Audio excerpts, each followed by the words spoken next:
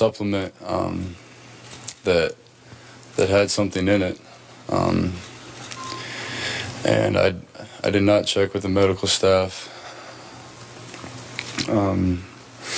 before taking it.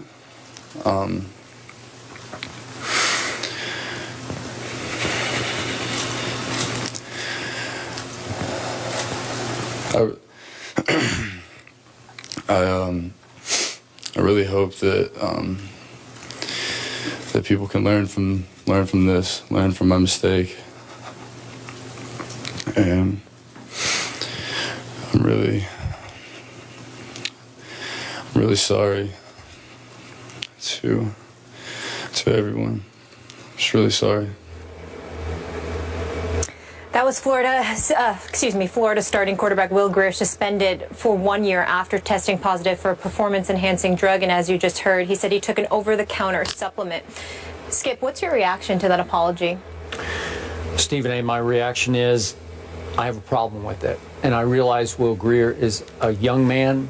He's a student athlete. But let's be clear about this and honest about it. He's also part of the billion-dollar business, the highly publicized business that is college football. And if he's, as he says, I really hope that people can learn from this. If that's what you think, Will, then you need to come completely clean here. You need to give us details. You can't skirt this issue. You got to lay it on the line, because being as vague as you were in your explanation, in my mind, just creates more doubt. He did say, as Molly points out, that he took an over-the-counter supplement that had something in it.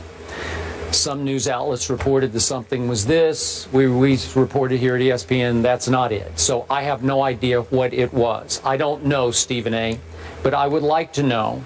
And I believe if Will Grier really wants us to learn from this, he should come clean with the details of, I went to GNC and bought this product which had this in it, or I went to Vitamin Shop and bought this product that had this in it, or I went to my neighborhood supplement store and I bought this product that they sell over the counter, and mistakenly I didn't clear it with my medical people at the University of Florida. It had this in it.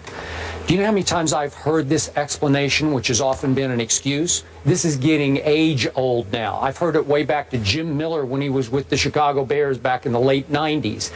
It's becoming an age-old dodge in all of sports, and I consider this partially professional sports. Just come clean. Just say, this is what I did, because now I have to wonder, because Will Grier came to Florida a year ago at about 177 pounds, reportedly. Will Grier now, by their program that they give out at Florida, weighs around 200 pounds. Well, that could be just natural growth. I don't know what he did. I mean, he's maturing into a man. I get all that. I'm sure he's attacked the weight room. Love all that. There are some supplements you can take, and there are obviously some things to level the playing field you just can't resort to. And now I don't know exactly what he used, and I don't see why he couldn't say, you know what, I used this and I screwed up because I should have checked about that one little substance that was just part of this supplement. It does happen. It could have happened. Just come clean and tell us exactly how it happened so you don't leave us with more doubts. I echo your feelings in terms of the details, what you require, what you think he should be more open about it. But I don't have the problem with him that you have. And the reason why I don't have the problem with him that you have is because you consider this partially professional sports. I certainly would refute that adamantly and emphatically when it comes to the athletes themselves. It's anything but professional sports, because these brothers need to be paid some stipend or whatever, and that is not happening. Having said all of that, that's not the issue. The issue clearly here is deception, because why wouldn't you go to the medical staff at Florida and let them know what the deal is? He made a mistake. My problem is, Skip, is that it doesn't negate the fact that I think the NCAA is incredibly excessive with this penalty, because in the NFL, we just saw Antonio Gates come back. We saw Martavis Bryant come back. 4-game suspension. Yep. Sheldon Richardson with the marijuana and the weed and all of this other stuff. He was going for 4 games, and they haven't even addressed. They're driving 143 miles an hour with a 12-year-old in the back seat.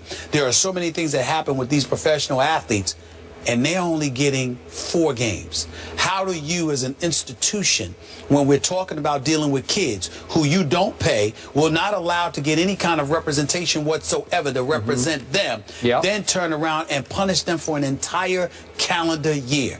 I'm not refuting the fact that Will Grier was wrong. I'm not refuting the fact that he should not be punished. What I'm saying is we have a bigger problem here than him taking some over-the-counter supplement or beyond when the punishment implemented against him is significantly more severe than what transpires with grown men who are professional athletes with their livelihoods on the line. That's fine. That's an issue. You do have to appreciate the fact the NCAA just busted a high-profile quarterback at a team on the rise that had a chance to be a playoff team, right? I agree. They're showing you that we are policing our sport. Yeah, but it's still not right. It's excessive. Boy, it's excessive. It's tough. It's excessive. That's the message here. It's excessive. You better not. You take from kids, but you won't give. That's not right. It's All right, not right. we'll leave that there. The Gators are at LSU this weekend. More First Take after the break.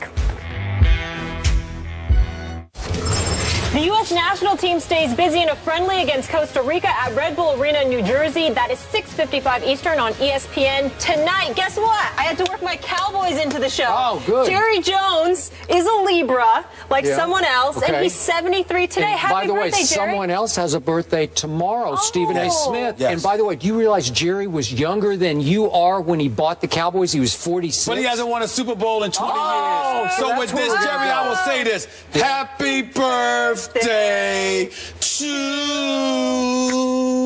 Boy, that was you. That was horrible. There was a lot of bass in that.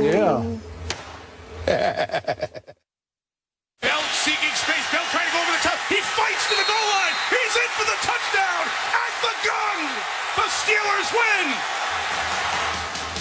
With the second walk-off win in the history of Monday Night Football, the Steelers improved to 3-2 and trail the Bengals by 2 games in the AFC North. Stephen A., can your Steelers catch the Bengals? Skip Bayless, Molly.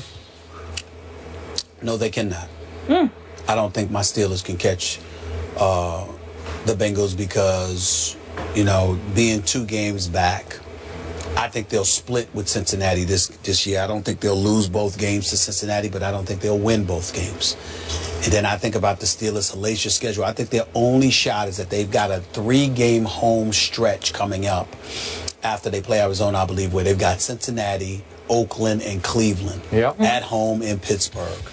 They've got to win all of those games. But look at the rest of their schedule. I mean, we're talking about the bye week in week 11. Then you're at the Seahawks.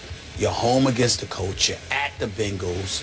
You're home against the Broncos. And then you close out the season at Baltimore and at Cleveland, which, by the way, are going to be 2 tough games. I just think of that mindset when I compared that to Cincinnati's schedule.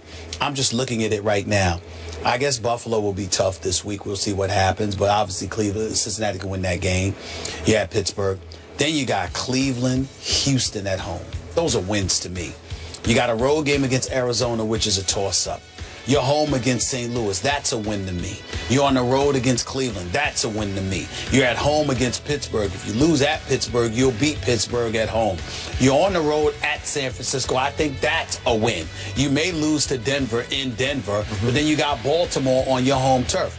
I just find Cincinnati's schedule to be easier, combined with the fact that they already have a 2-game advantage. And I expect Big Ben Roethlisberger, regardless of the reports as to how he might be ready next week, I expect Big Ben Roethlisberger to be gone for the next 2 weeks. That's just my expectation. I think him coming back a little bit earlier than that is a bit risque. I don't think they're going to take that risk with about 8 to 9 games left on the schedule once he returns. I don't think they're going to jeopardize that by bringing him back a week too early.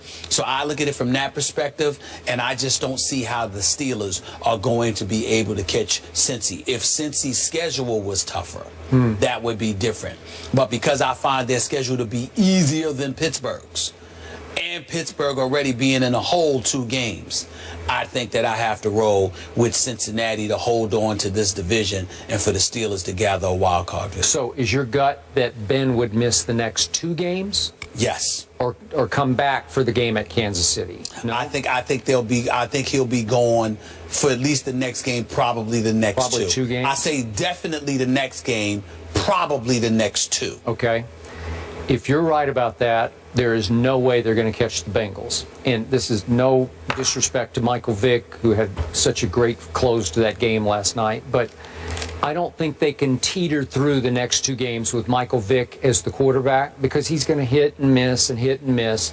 I don't think they can beat Arizona with Michael Vick. I don't think they can win at Kansas City with Michael Vick. That's just me. I do think Ben could win those games. And from just watching Ben throw before the game last night, again, they said he's never worn a knee brace before, but I will bet you if it were left up to Ben, which it probably will not be, but if it were left up to Ben watching him throw last night, I'll bet you he wants to play against Arizona. They're saying there's an outside chance he could play against Arizona. If he does, I think it would lift the whole team up to the point they could beat a very good Arizona team. It's his left leg injured, is it not? No, I'm not sure Trying to about remember. that. I think it's his left leg. Yep. Because when you're throwing right-handed, you're using your left. Well, either way, leg. you're using both of them, but you're really pushing off your right. Well, if you're right-handed, you're actually using your left leg to fling that football. You're actually using your left leg. Right. And so for me, when I look at it from that perspective, I think that leg has to be healthier. And I think it's risky. That's right. It is his left leg. So if you're throwing right-handed, but your plant leg you're planting your left leg. No, you're throwing off your planting your right leg. No, you're not. It's your left. It's your left. You throw off your front foot? Yeah. You're throwing off. You're using your left leg as leverage. When you're throwing right-handed, you're planting with your left leg. That's what you're doing. But your drive leg is your right leg. Well, I'm just saying that. Okay. Yeah, but I'm saying you're planting your left leg. Okay. That leg is very, very important, and I think to rush him back would be incredibly risky. So I don't think they're going to do that. Just get hurt I see the Steelers, like I told you before, that Michael Vick was coming into these 4 games: Baltimore, San Diego, Arizona, Kansas City. I said that they would go 2-2, and I still stand by that. I don't know which game yet, but I think Pittsburgh will win one of the next 2 games. With Michael Vick. With Michael Vick. One of the next 2, not both. I do not see it. Not both. If Ben could come back and stay upright, obviously, I think they could go on a run here and win 5 in a row. Because as you point out, it's Arizona, Kansas City, and then those 3, the Bengals are not a winnable home game, but they are at home. Yes. So you could rip off 5 straight wins and get to 8-2. And at that point, listen, that game at Buffalo, if Buffalo ever gets its weapons back, and I don't know what LaShawn's going to do, I don't know what Sammy Watkins is going to do, but they are still an incredibly dangerous team at home as it starts to get a little colder up there. I agree. Tyrod was sensational. Well, I can't worry about the cold. I can't worry about the cold weather because that's one thing Cincinnati should be accustomed to. I'm with you, but again, is that a tricky game? What if they lost that and then they lost to Ben at Pittsburgh? All of a sudden, we'd be tied. It would change everything. I just don't see the Steelers making up 2 games without Big Ben being in the lineup earlier. I understand what you're saying, but basically where you and I differ is that I don't believe that Big Ben is going to be rushed back. And as much as I respect Cincinnati, as much as I picked Cincinnati to beat your Seahawks this past Sunday, I'm not saying they're invincible, because defensively, they're 10th in points allowed. They're pretty good on defense, but they're not shut down on defense. They're actually 21st in yards allowed. So my point is, I love all their weapons. I love their run game. I love their receiving core, obviously with AJ and Eifert. But still, can you bet on them in the postseason, Skip? But no, I'm just confining it to the rest of the regular season. Can you bet on them to go what? 16-0? No. Yeah. Can you bet on them to go 14-2? No, you can't. They're going to lose it. They have to go to Arizona and go to Denver. But can you bet on the Steelers going 13-3? No, I don't see Cincinnati losing more than 3 games this year. Really, boy, at Arizona, at Denver. The way that they're playing, I don't see them losing more than 3 games this year. I just want to see if they can get over the hump in the postseason. Well, that's what I'm saying. It means nothing. I'll give them all the respect and the credit in the world for what I think they're going to do in the regular season, because I think Cincinnati is incredibly talented. What I don't believe, and I love to see my man Pac-Man Jones doing what he's doing, but I don't believe for 1 second I got to see Andy Dalton in the playoffs to believe it. I don't care about this transformation. Everybody's talking about how there's something different. There's something different in his eyes and Hugh Jackson. Jackson has instilled a level of swag in him and all of. Yeah, that's all nice, good and dandy from September through December. Yep. Come to me come January about Andy Dalton. I'm not interested in anything I see before and then. I think you agree with me. I thought the Seattle loss at Cincy was more about Seattle than it was about Cincinnati. I agree. Yep. Okay. That's fair. All right, moving on, we go back to college. Charlie Strong gets a big win, so is his hot seat cooling off? We'll discuss the Longhorns when we come back.